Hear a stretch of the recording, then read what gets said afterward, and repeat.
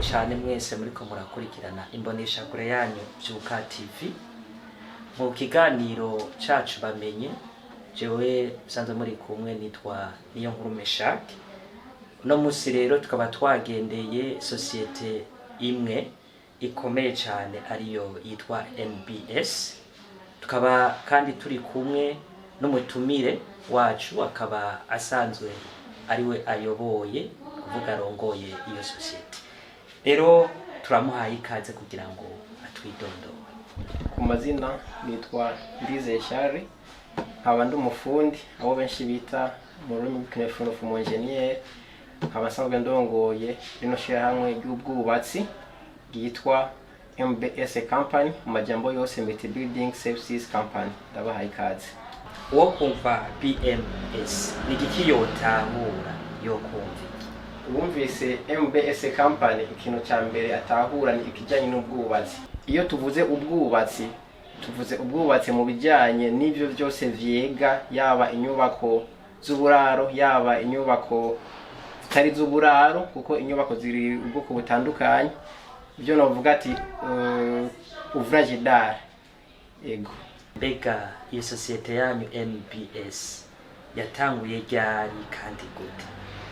MBS Company yatanguye mu mwaka w'ibihumbi 2017, hama itangura ku civugo canke mu ntumbero yo kugira ngo twebwe ugwaruka dushobore gushira ingufu nshasha canke ubuhinga bushasha bugezweho mu bijyanye n'ivy'inyubako. Kumvo zuko ico gihe twabona yuko abantu bakora ibintu vy'ubwubatsi benshi ari abantu tubona umenga abantu bahumuye cyane. Cyatugira icyumviro cyo kuvuga ati reka dushireho ishirahamwe rijyanye no kubaka jemo amaraso mashasha kugira ngo turabe ukuntu twokora ibintu bigezweho bisumba babandi bakera batashobora kuba biyumvira. Rakoze cyane. None nko babatsa mbega MBS iyo societe yanyu igitswe n'abande, mbega n'amaservice ayahe mutanga muri iyo societe yanyu? Muri societe ya MBS igizwe n'amaservice menshi atandukanye, ariko ayo novuga ko ari ku kivi kuri no mwanya yo service ijyanye n'ubwubatsi. Hariho service ijyanye na logistique ya transport, turakora ibintu bijyanye na transport, aho mugabo ivyo byose bigenda bihamagana mu bwubatsi. Muri service ya transport ni abantu baba bakeneye nk'ibintu tubibashikaniraho ku mashantier atandukanye. Hama twakora n'indi service ijyanye na kenkayeri idandaza ivyuma canke ibikoresho bitandukanye byose bigenda bihamagarana mu bwubatsi. None mbega muba mwatanguye gute ibijaniranye na MBS? Ni giki tuvuga cyabasunikiye kumva yuko mushobora gutanguza iyo societe yayo? Ubwa mbere igihe tuyitanguza nari umunyeshuri muri university, aho niga ibijyanye n'ivy'ubwubatsi. Rero muri jewe nakuze ndi umuntu nipfuza kwihangira imirimo canke kuza ndakoresha donc kuza ndakreya ibintu runaka umuntu akora, hama nkamagana n'abandi bantu tugashobora kubikorana ntarinze kugenda gusabiririza canke gusaba akazi mu yindi micungara, ko nkavuga ati jewe nyene ako kazi irifoke ndaga creatinga nkerekana ivy'ugwaruka bishoboye. Yego, yabaye iyo ntumbero yacivuga ati kugira ngo ashobore gushika ku cyo nipfuza vyoba vyiza umuntu atanguje societe yiwe ijyanye n'ivyo umuntu yari ko arigira mu gisata cya university. Iyo ugwaruka wifuza gutangura umugambi kanaka kenshi rurahura n'ingorane, ariko none mbega mwebwe mushaka kutubwira ni iki coba carabafashije kugira ngo mushobore kugira intango, ni kuvuga mushobore gutanguza iyi societe yanyu? Ego, intambamye ntizibuze kandi zirahari na nyinshi, mugabo je nk'intambamye nabo navuze ko natanguye guhura nazo ni intambamye z'ukuntu ushobora kugenda ku muntu atakintu na kimwe arabona ukoze kugira ngo uje kumwesplika atore amafaranga yiwe ayagushiyemo cyangwa ayakuzeza guzeze ibikorwa runaka, hama ushobore kubikora. Iyo ni intambamye nyamukuru umuntu yagiye agenda ahura nayo. Mugabo kugira ngo umuntu agende arashiramo ijya confiance mu bakiriya, icyambere narakoze icyo bita kurondera amastage professionnel mu ma entreprise cyangwa mu mashirahamwe asanzwe afise ubuzobere bwinshi gusumba iwacu, kurumva ko iwacu rero twari tukigirane tukishinga. Muri ico gihe narakora ntahembwa, nkakora ibintu bitandukanye, mugabo muri objectif yo kugira ngo ndondere ijya credibility kandi ndondere ijya visibility abantu ku buryo nibambaza ati umaze gukora he, umaze gukora ibiki, ngire ikintu nanje shoboye kwerekana. Ego turumva yuko bisanzwe societe yanyu igeze ku rugero rushimishije. None ubu unye mushaka kutubwira hoba hari aba partenaire banyu musanzwe mukorana? Abapartenere barahari, hariho ama societe yandi dusanzwe dukorana, hariho ama banke ngerageje guhera kuri MEFI, Mega Financial Opportunity, ni microfinance iyo dusanzwe dukorana. Hariho societe twa Sotrajec nabo n'abapartenere bacu nabo dusanzwe dukorana. Hariho n'abandi bantu ku giti cyabo ubwabo b'abapartenere dusanzwe dukorana. Kugira ngo tugerageje kuraba turabona namwe yuko musanze muri ugwaruka nyene. None mushaka kutubwira mbega iyi societe yanyu MBS yoba nayo igerageza kwitaho ugwaruka? Mbega nimba ibikora gute? Mbona cyane kuko intumbero yatumye dushobora gucreate iyi societe yari kugira ngo twebwe ugwaruka turabo ukuntu twiteza imbere tutarinze kugenda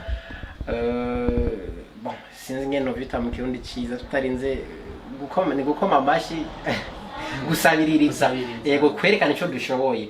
Rero muri ico gihe abantu ba mbere duha ikibanza cya mbere muri societe yacu no gwaruka, kanatsinda turafise ugwaruka rushika nko kuri 50 gushika kuno mwanya ruri ku bikorwa bitandukanye dusanzwe dukorana nago.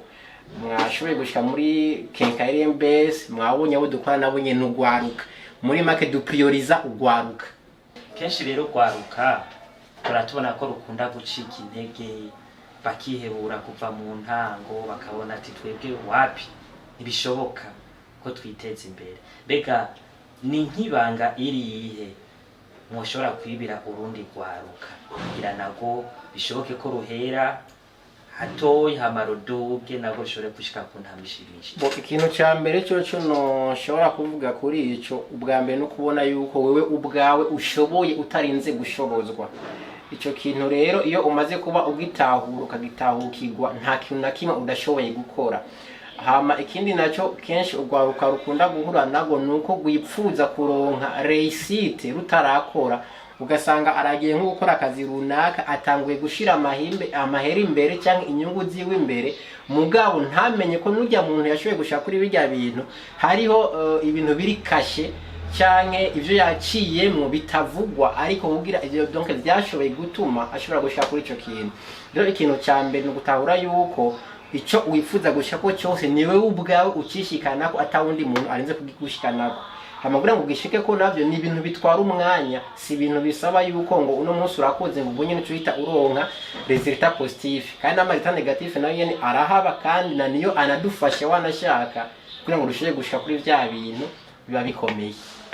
Mwashaka kutubwira none imwe mu migambi MBS yoba iri kurashira imbere kuruta yindi? Imwe mu migambi MBS iri kurashira imbere cyane ni ijyanye no kubaka uburaro rusange. Nibaze ko kuva kuno mwanya gushika muri 2025 ibyo bizoba twabishitseko. Ati kubera iki? Kubera kurabona ubu amatongo yaraze, usanga amaparcelle ari make, rero uko abantu baba bagenda baba ahantu henshi atari ahantu hamwe hashobora urashobora gusanga nk'umuntu aba muri parcelle nka AM standard, mugabo zone standard ziri umuntu afite possibility yo kuzikuramwo imiryango nka 10 cyangwa 20.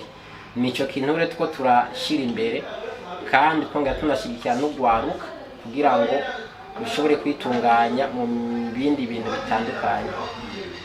Bisanzwe tubona ko ngaha mu gihugu hariho ayandi masosiyete menshi cyane yo kubatse. Mbega mwoshaka kugira bariko barabakurikira nakabijya akahe twovuga yuko iyo societe yanyu MBS yo birushije izindi?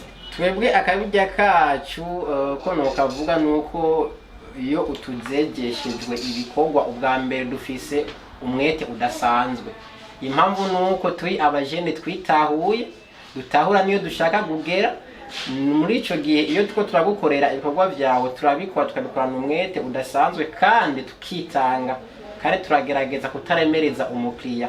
Donc uburyo bwose umuntu aba afise arashobora kubuvyazamwo umusaba cyangwa tukamukorera ikintu bivanye n'ico yipfuza muri bwa buryo bwiwe. Irisifike gusa we donc yuguruka akavugisha ukuri ati jewe uburyo bwanje bugarukira ngaha. Muri ico gihe tukamuha les conseils, nta mahera na make abaho atokubaka, niko atanamahera na menshi abaho yokubaka.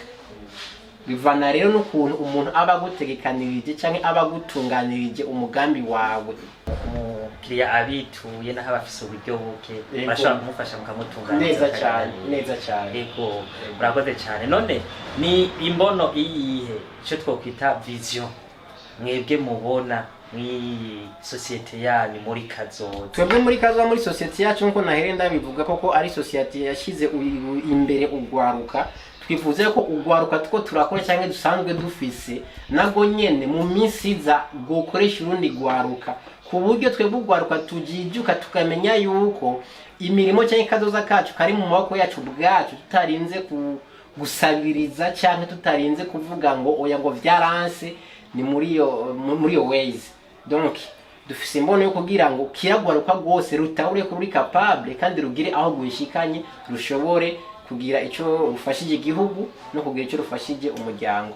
Turabashimiye cyane gose kubona mwashoboye kwitabira buno butumire bwacu twabahaye, kandi twokwifuza nuko nitwasubira kubakenera kumbe kugira ngo mwongere mu impanuro ugwaruka nk'uko muzoshaka kutwita. Murakoze cyane, tuzobita avec plaisir. Kaze muri sanze muri wanyu, karasi namwe mu rugwaruka, tuzogira ibyo byinshi dushoboye gufashanya muri literambere rusange turimo. Abashimiye cyane, nino ngaha ikiganiro cyacu bamenye kigarukiye. Twari kumwe n'umutumire wacu Ndizeye Charles asanzwe arongoye societe y'ivy'ubwubatsi MBS. Nanje twari kumwe ni Niyonkuru Meshake muri iki kiganiro.